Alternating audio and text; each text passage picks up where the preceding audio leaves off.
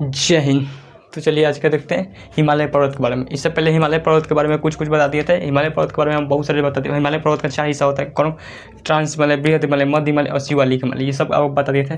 और जितने भी बड़ी बड़ी चोटियाँ जो है वो ट्रांस हिमालय, बृहद हिमालय पर स्थित है। कहते हैं बृहद हिमालय पर स्थित है। और आपको ये भी बता देते हैं कौन कौन सबसे चोटियाँ आता है। तो पहले नंबर पर आता है नंगा पर्वत। नंगा पर्वत पहले नंबर पर आता है नंगा पर्वत। उसके बाद आता है बंदरपुछ, Kamet, Nanda. Nanga Parbat, Bandarpunch, Kamet, Nanda. Dhaulagiri, Annapurna, Manaslu, Cho Oyu. Dhaulagiri, Annapurna, Manaslu, Cho Oyu. Mount Everest, Makalu. Mount Everest, Makalu. उसके बाद कंचनजंगा और नमचा बर्मा। तो ये आपको हम बता दिए थे। अब देखते थोड़ा ये पहले ये बताते हैं। ये जो है कौन सा है? बृहद हिमालय। ये कौन सा है? बृहद हिमालय। बृहद हिमालय नीचे की ओर आता है। ऊपर आता है कौन सा हिमालय? ऊपर आता है, ऊपर जो आता है वो कौन सा हिमालय आता है? और ट्रांस हिमालय। कौन सा हिमालय? ट्रांस हिमालय। और बीच वाला क्या हो जाएगा? बृहद हिमालय। उसके नीचे आ जाता है कौन सा हिमालय? मध्य हिमालय। कौन सा आता है? मध्य हिमालय। और उसके नीचे जो होता है वो शिवालिक हिमालय। क्या था? शिवालिक हिमालय। शिवालिक नाम इसका कैसे पड़ गया? एक्चुअली जो चाइना में जो है कौन सा पर्वत है? शंकर भगवान जो स्थित है कैलाश पर्वत। कौन सा पर्वत? कैलाश पर्वत। कैलाश पर्वत शंकर भगवान वहीं रहते थे, लेकिन वहाँ पर जाना ये दुर्गम चोटी यानी माउंट एवरेस्ट यानी जो माउंट हिमालय पर्वत को पार कर उस पर जाना बहुत ही मुश्किल होता है। तो शंकर जी से कहा गया, मैंने पार्वती जी कही कि आप क्या महाराज उधर जा रहे हैं? उधर आप देखते हैं चाइना, ये तो यहाँ पर चाइना भगवान को मानता ही नहीं है। अब इधर रहेंगे तो ले डूबेगा। आप कहाँ चलिए, इधर चलते हैं भारत के पास। तो इन्होंने कहाँ आया? इसके नीचे जो ट्रांस हिमालय, बृहद हिमालय और मध्य हिमालय के नीचे है तो शिव जी का क्या स्थान होगा? तो इसी से नाम से पड़ गया शिवालिक हिमालय। क्या बन गया? शिवालिक हिमालय। शिवालिक हिमालय। अब देखते होंगे यहाँ बैजूनाथ बाबा धाम झारखंड में, सब शिवालिक हिमालय पर आता है। ये होता है, ये हो गया। अब देखिए ये अच्छा, ये जब पारा गया है कि कहाँ से कहाँ तक जो है वो ट्रांस हिमालय रहेगा, कहाँ से कहाँ तक बृहद हिमालय रहेगा, कहाँ से कहाँ तक मध्य हिमालय और कहाँ से कहाँ तक शिवालिक हिमालय रहेगा। तो उसके लिए एक लाइन होना चाहिए कि इस लाइन के ऊपर जो होगा वो बृहद हिमालय होगा, नीचे जो होगा वो मध्य हिमालय होगा। तो एक लाइन होना चाहिए और उस लाइन का नाम भी होना चाहिए। तो कैसे होगा? तो लाइन का नाम भी है। तो ये हो जाएगा कौन सा हिमालय? ये जो ट्रांस हिमालय और बृहद हिमालय को अलग जो करता है ये लिख ही देते हैं, ट्रांस हिमालय। टी से लिख देते हैं ट्रांस हिमालय। ये हो जाएगा बृहद हिमालय। वी से लिख देते हैं बृहद हिमालय। और ये एम से हो जाएगा मध्य हिमालय। और जो इसे एस से हो जाएगा शिवालिक हिमालय। अब इसको जो अलग जो करता है, ट्रांस हिमालय और बृहद हिमालय को अलग करने वाली रेखा जो कहलाती है वो क्या कहलाती है? Searcher zone. क्या कहलाती है? सर्चर जोन क्या कहलाते हैं? Searcher zone. ट्रांस हिमालय और बृहद हिमालय को अलग करने वाली रेखा जो कहलाती है वो सर्चर जोन कहलाती है। क्या कहते हैं? सर्चर जोन कहलाती है। उसके बाद बृहद हिमालय और शिवालिक मध्य हिमालय। बृहद हिमालय और मध्य हिमालय को जो अलग करती है वो कौन सा? वो मेन सेंट्रल थ्रस्ट। कौन सी अलग रेखा करती है? Main central thrust, MST, main central thrust. अब लिखेंगे तो जगह ही नहीं पड़े बचेगा। तो शुरू से चाहिए। ट्रांस हिमालय और बृहद हिमालय को अलग करने वाली रेखा क्या कहलाती है? Searcher zone. बृहद हिमालय और मध्य हिमालय को अलग करने वाली रेखा क्या कहलाती है?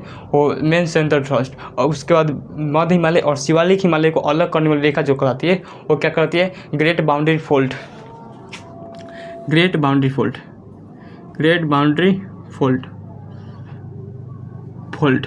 GBP, great boundary fold. तो ये आप समझ गए। कहता searcher zone, main centre thrust और ग्रेट बाउंड्री फोल्ड। ये से याद भी रखने का आसान तरीका है। सर्चर जोन इस सर पर यानी सबसे ऊपर जो होगा वो सर्चर जोन। अब मध्य हिमालय है, मध्य हिमालय और बृहद हिमालय को अलग करता है main centre thrust. Main centre यानी बीच में, मेन जो होगा बीच में। और नीचे जो बाउंड्री पर कौन सा होगा? बाउंड्री पर शिवालिक हिमालय है तो शिवालिक हिमालय को अलग करता है ग्रेट बाउंड्री फोल्ड। तो ये समझ गए। क्या था? ये समझ गए। लेकिन यहाँ पर अगर ध्यान से देंगे तो कुछ ना कुछ गड़बड़ लगेगा। कैसे? आधुनिक वैज्ञानिकों ने कहा कि ऐसे भी हिमालय का विभाजन करना क्या है? सरासर मतलब ठीक नहीं है। ऐसे ही आप खुद सोचिए। अब जैसे आपका बर्थडे है, कहता है बर्थडे में आप केक मंगाइए, 2 तला 3 तला केक मंगाइए। अब क्या कीजिए?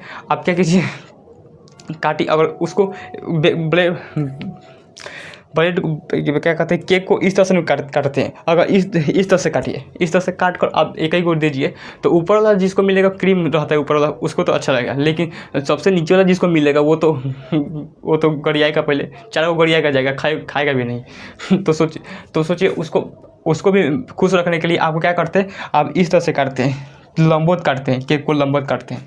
तो उसी तरह से अगर इसे हम उसी तरह से इसको काटेंगे तो जो नीचे वाला जिसको मिलेगा तो घुस जाएगा, इसलिए हम इसको केक की तरह काटेंगे। तो आधुनिक वैज्ञानिक ने कहा कि इसको केक की तरह काटेंगे। तो केक की तरह काटेंगे कैसे, तो आप ध्यान से देंगे तो बहुत सारी नदियाँ निकलती है बीच में, तो नदियों के आधार पर क्या किया गया, हिमालय पर्वत का विभाजन किया गया। तो इसको हटा देते हैं, नदियों के आधार पर हिमालय पर्वत का क्या किया गया, विभाजन किया गया। अच्छा पहले ये थोड़ा सा बताते हैं, देखिए ये हिमालय पर्वत है, नीचे झुक चुका है,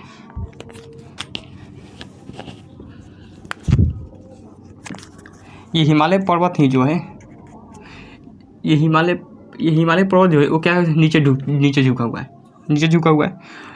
ये बीच में ये यहाँ पर जो झुका हुआ है, तो यहाँ पर इसकी ऊंचाई बहुत ही कम हो गई, जिस वजह से समुद्र में चला गया है। लेकिन जैसे ही यहाँ तक आया हुआ है, यहाँ तक आया है, तो यहाँ पर तो हल्का सा ऊपर उठ चुका है। तो यहीं पर इसी से क्या बना है, ये अंडमान निकोबार, क्या बना है, अंडमान निकोबार। शहीद स्वराज सुभाष चंद्र बोस ने नाम दिया था। तो ये हटाइए। अब देखते हैं नदियों के आधार पर क्या किया गया है, हिमालय पर्वत का विभाजन किया गया है। तो यहाँ पर अगर ध्यान से देखेंगे, ब्लू से बनाना चाहिए ना, इसको हम लोग काला से बनाते हैं। ये होगा ट्रांस हिमालय। देखिए आपको पता है कि यहाँ पर कैलाश पर्वत है, कैलाश पर्वत से नदी निकलती है, झेलम नदी। कौन सी नदी, झेलम नदी यहाँ से आती है और ये काट देती है, यानी ये बॉर्डर बनाती है, पाकिस्तान और भारत का बॉर्डर बनाते हैं और काट देती है। तो ये हो गया झेलम नदी। कौन सी नदी, झेलम नदी। हटा देती इसको। अब कहाँ नदियों के चैप्टर में आपको बताएंगे कि कौन सी नदी कहाँ से निकलती है, यहाँ पर आप खाली समझिए। ये हो गया झेलम नदी, झेलम। कौन सी नदी आ जाएगा, झेलम नदी। कौन सी नदी, झेलम नदी। उसके बाद नीचे कर देती है पंजाब की ओर सतलज नदी। कौन सी नदी, सतलुज इसे कहते हैं, सतलुज। कौन सी नदी, सतलज नदी। कौन सी नदी काट देती है, सतलज नदी। कौन सी नदी काटती है, सतलज नदी। उसके बाद यहाँ से काट देती है काली नदी।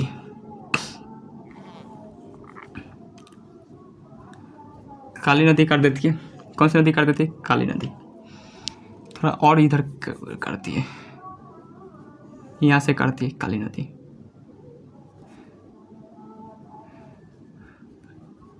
कौन सी नदी, काली नदी आ जाएगा। कौन सी नदी, काली नदी। उसके बाद यहाँ से तीस्ता नदी। ऐसी कौन सी नदी काटती है, तीस्ता नदी। कौन सी नदी काटती है, तीस्ता नदी।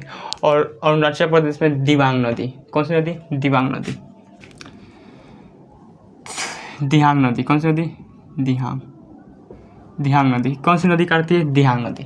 तो दिहांग नदी काट देती है। तो आप शुरू से देखिए, झेलम नदी काटती है, सतलज नदी काटती है, काली नदी काटती है, तीस्ता नदी और दिहांग नदी काटती है।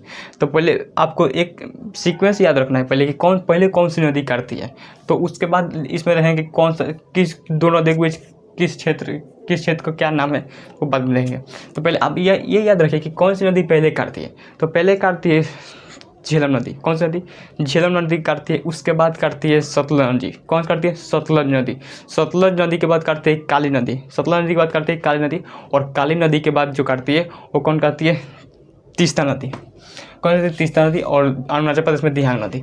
अब देखिए इन दो नदियों के क्षेत्र को कुछ ना कुछ नाम दिया जाएगा। तो इसका नाम है पंजाब हिमालय। सही, आराम से याद हो जाएगा। इसका क्या नाम है, पंजाब हिमालय।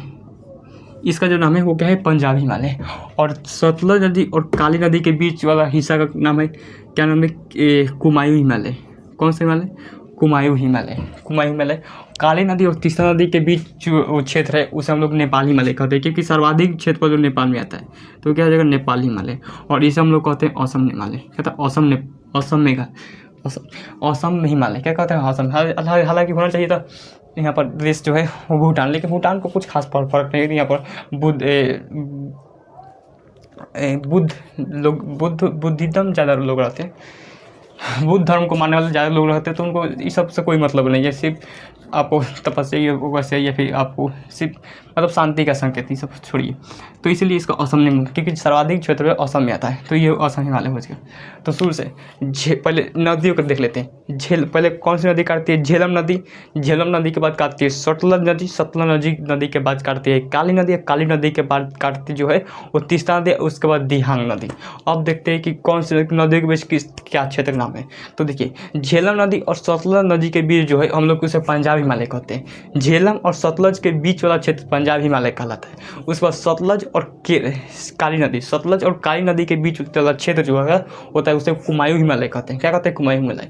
उसके बाद काली और तीस्ता नदी के बीच जो है उस क्षेत्र जो है उसे हम लोग नेपाल हिमालय कहते हैं। और तीस्ता नदी और जो दिहांग नदी के बीच वाला क्षेत्र को हम लोग असम हिमालय कहते हैं। क्या कहते हैं? असम हिमालय। तो ये क्या था? हिमालय के बारे में था। तो आई होप इसे आप समझे होंगे। आज के लिए तो यहीं तक रहने देते, तब तक मिलते हैं नेक्स्ट वीडियो में। Thank you for watching video.